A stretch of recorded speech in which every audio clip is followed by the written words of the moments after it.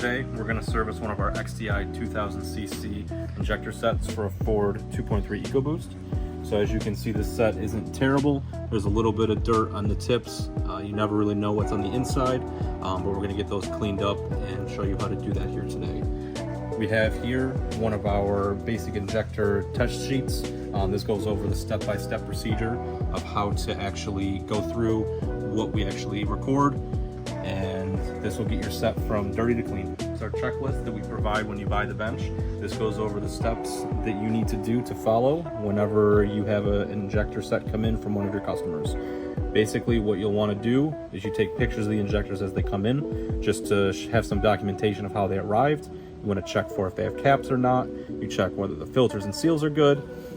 It's very important to always have the customer mark which injector that came out of which cylinder, so that way if there's any diagnosing involved, you can actually correlate that in your documentation.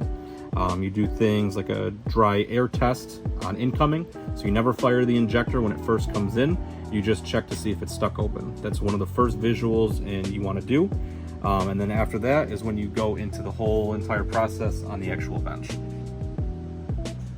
So here you can see we have one of the injectors. You can see that the filter is still inside the injector.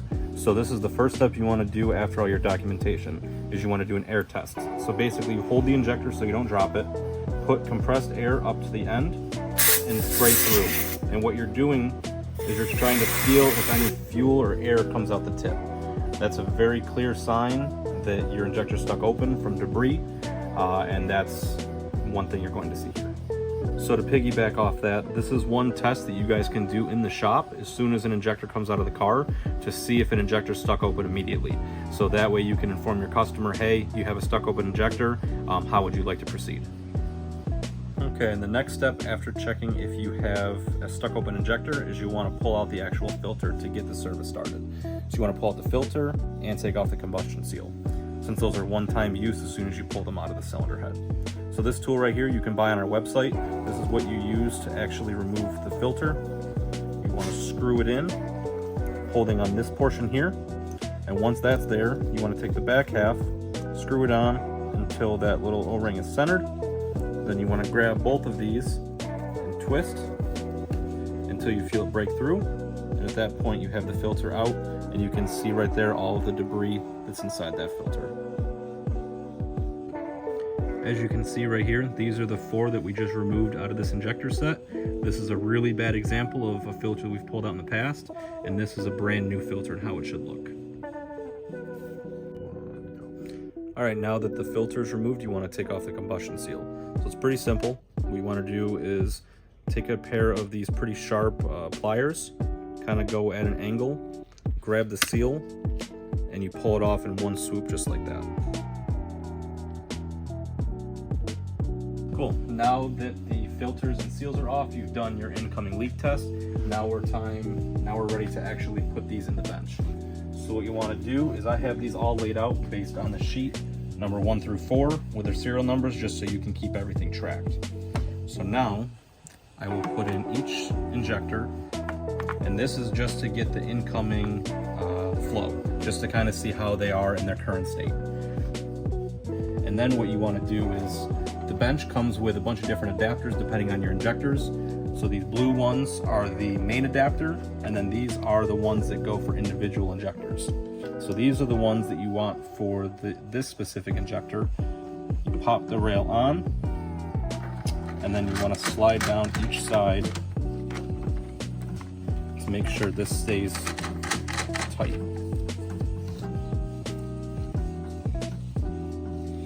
You can see here we have the injectors hooked up. The cool thing is, all of this is color coded corresponding to the rail and the connector. So the reason why we do this is so when you're bouncing between ultrasonic cleaning and going back, you can make sure they go in the same spot, so you never cross swap the injectors and get the wrong data in the wrong box. So from here, we're ready to actually start the service. All right, now that you have everything hooked up, you're ready to start doing your first test.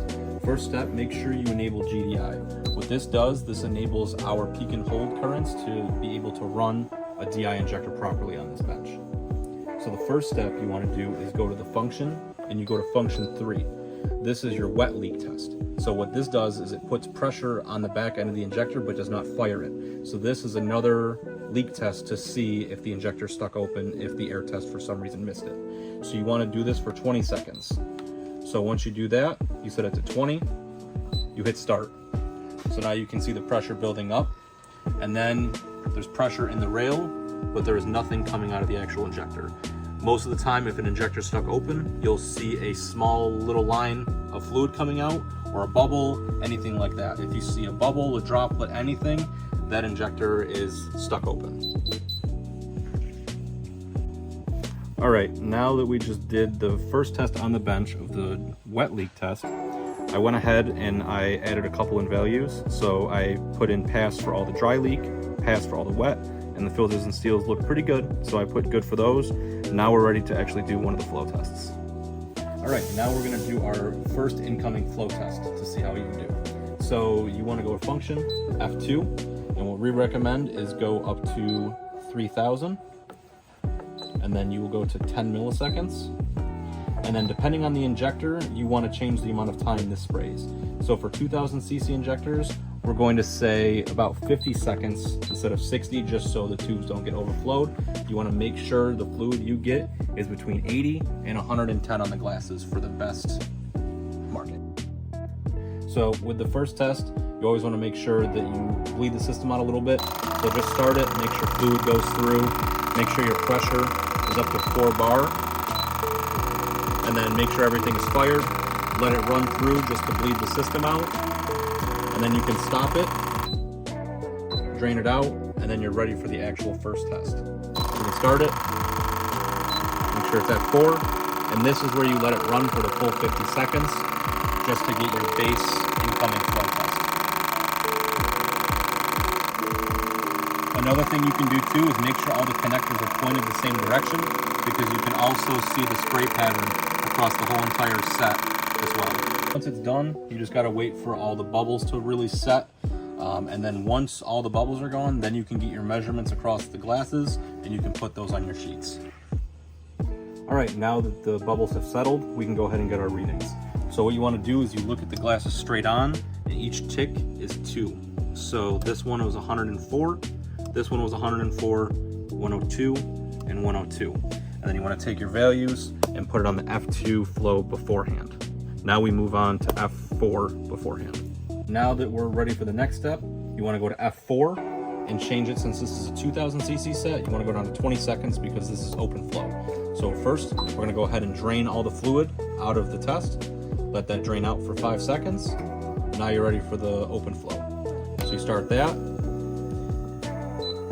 And this one, you want to get up to about 2 bar since it's open flow, and then you just let them flow. In this, you can also see spray pattern as well. If they're very different, that could indicate that one injector is heavily dirty.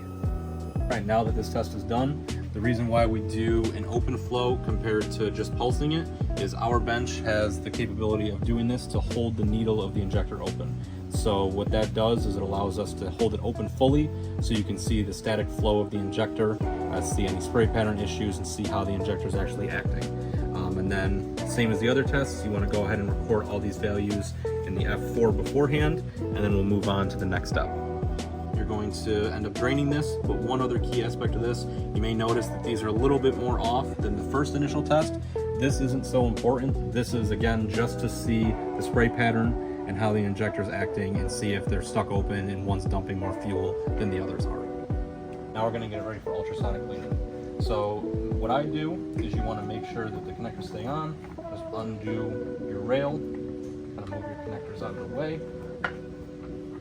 Now you want to pull each injector out. What I do to kind of conserve the fluid, take each injector out and kind of dump any of the remnant excess fluid out for the time being for each injector.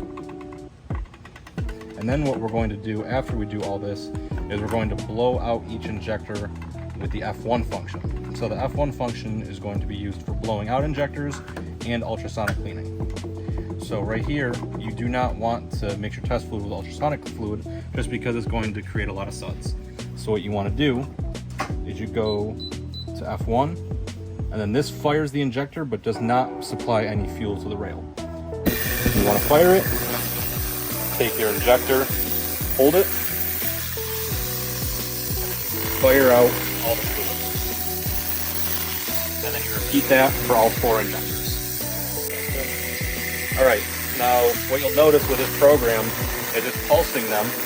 It pulses them for about 10 seconds, and then after that, it's going to switch over to no clicking, but what that's doing is it's holding it fully open.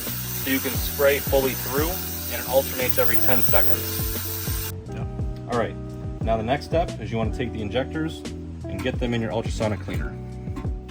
So you just set each of them in here.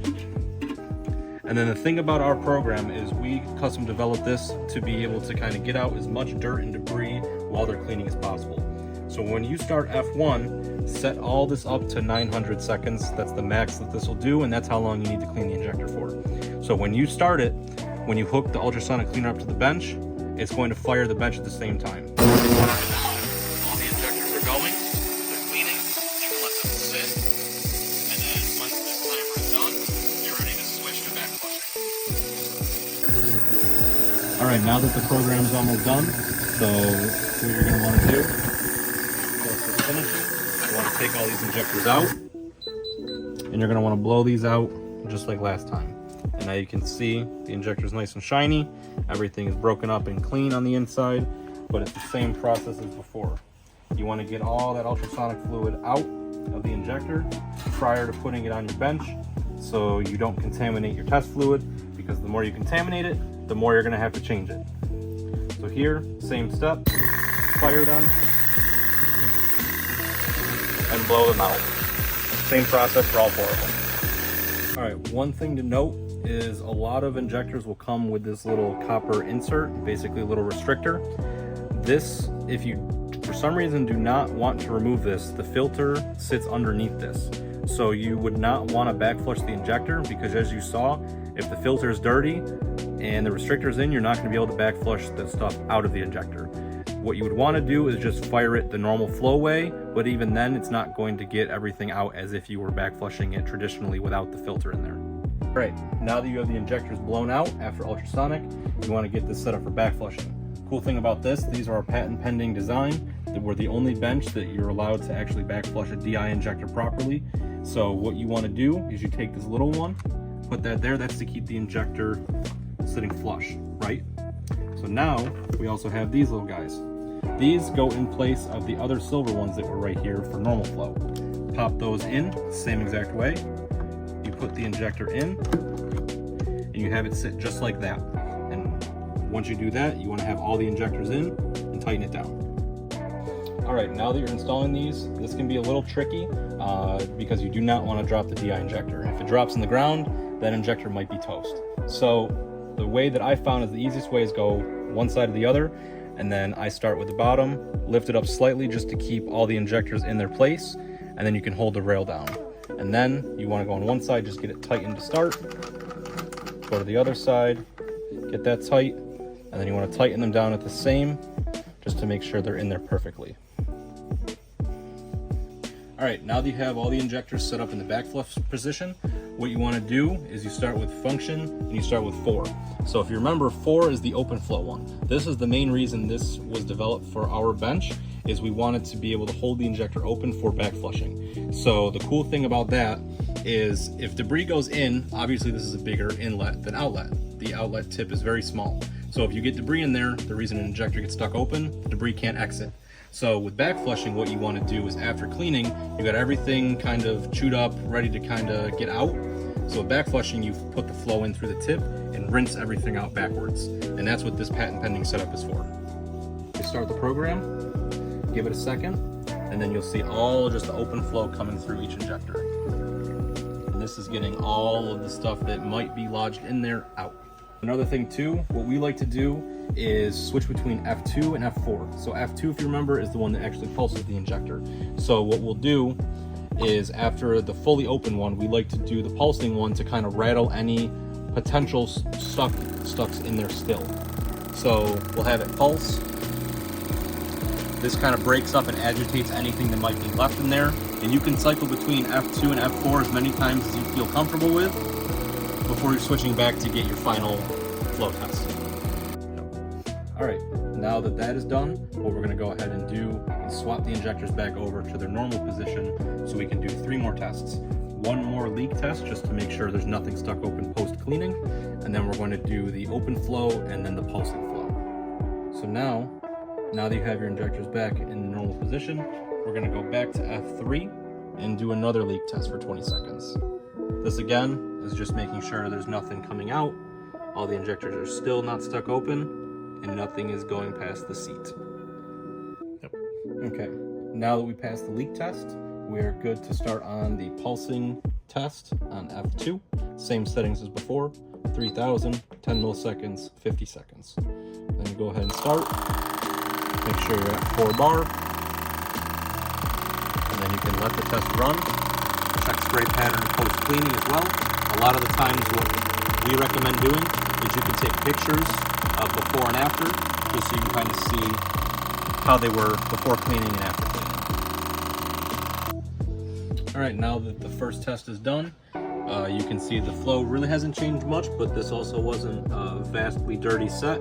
Sometimes you'll see big spreads, but the thing you want to note about our bench is that we calibrate these tubes, so anything within a tick above or below is considered good across the entire set. Final test, going right back to that open flow. So you want to go right back to F4 after closing out the tubes and draining them. So now you're going to start that. And again, this is just to make sure for spray pattern, make sure everything's still good. And then once this test is done, you are complete. And then after that, the only thing you need to do is again, blow out the injectors prior to sending them back to your customer, and then install new filters and seals.